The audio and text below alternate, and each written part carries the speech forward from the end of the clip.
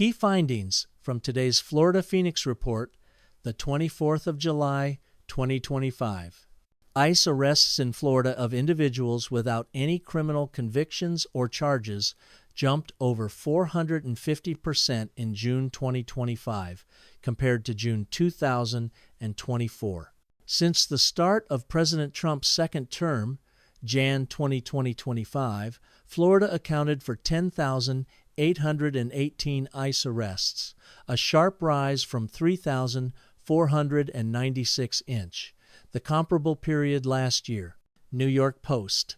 Florida leads the nation with 237 active 287 grams agreements, which empower local law enforcement, including on college campuses, to partner with ICE.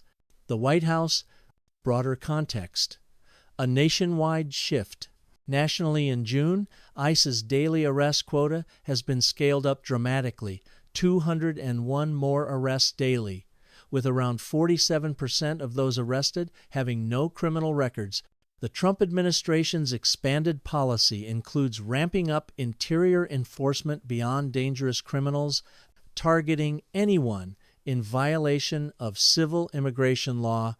Impacts and concerns. Overcrowded and harsh detention conditions. Detainees. Many non-criminal face overcrowded centers like Florida's Alligator Alcatraz and Broward Transitional Center, both under law and human rights scrutiny. Erosion of community trust and safety. ICE raids at routine immigration or USCIS appointments, plus visits to hospitals, schools, and churches are hatching fear among immigrants, even those seeking legal status.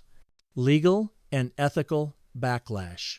Human Rights Watch, civil rights groups, and Democratic lawmakers are condemning these actions as violating both human rights and trust-based immigration protocols. Florida in the crosshairs.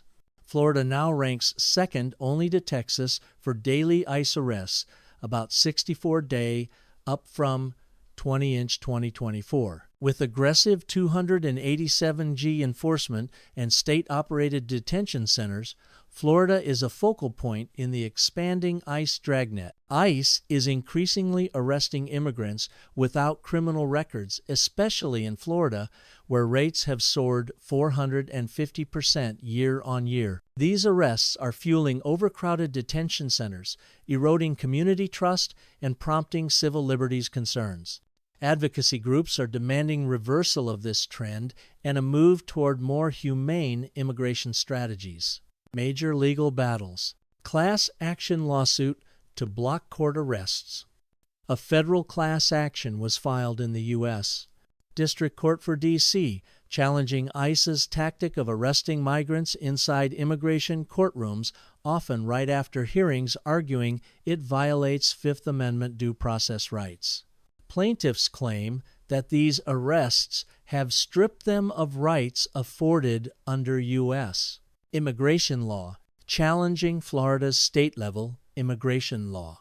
The Marshall Project detailed cases where local police arrested people under Florida's state immigration statute even after a federal injunction had paused its enforcement.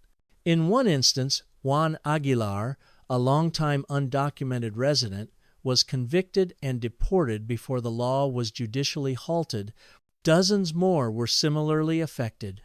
Arguments include violation of supremacy and due process under federal law. Fourth Amendment victory. U.S. citizen wrongfully detained. In May, a federal court ruled in Brown v. Ramsey that Monroe County illegally detained U.S. citizen Peter Sean Brown based on a faulty ICE detainer. This decision underscores growing concerns about abuse of detainers and false arrests. Community and local government pushback. Local cities ending ICE collaborations. Key West initially voted to terminate its 287 grants agreement, but reversed under pressure from state leadership. This episode spurred legal and ethical debates over local autonomy versus state mandates on immigration enforcement Similar sentiments have emerged in other Florida localities where councils are resisting or revisiting their cooperation with ICE. Grassroots digital resistance. Activists have launched platforms like stopice.net and ICElist, which crowdsource ICE locations and agent identities.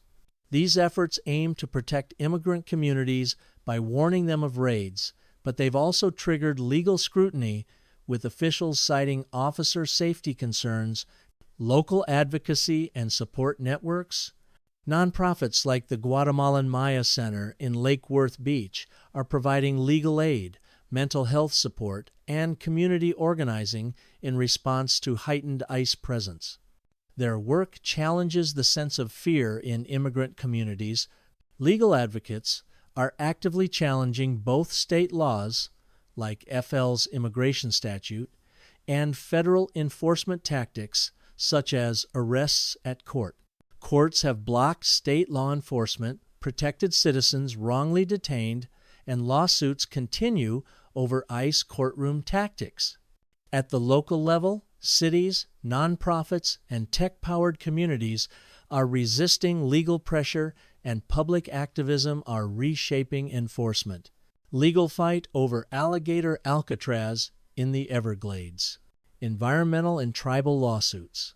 Groups like Friends of the Everglades and Center for Biological Diversity with Miccosukee Tribe sued DHS, ICE, and Florida officials on the 27th of June to stop the detention center, citing environmental law violations and harm to panther habitat. Jurisdiction challenge. Florida emergency management officials argue the case belongs in the Middle District, Collier County, not Southern, Miami-Dade. A jurisdiction hearing is set for July 30, with a temporary injunction argument on August 6. Facilities opening and conditions. Alligator Alcatraz became operational July 3, with capacity up to 5,000 detainees. Early reports cite overcrowding, poor sanitation, limited water, food, and illnesses. Lawsuit against ICE courthouse arrests. A class action filed mid-July in federal court, D.C., represents immigrants arrested inside immigration courts, many asylum seekers arriving for hearings and then detained. Plaintiffs argue these arrests violate their due process under the Fifth Amendment and hinder legitimate access to legal proceedings. Miami-Dade County. Oversight, advocacy. Mayor's intervention.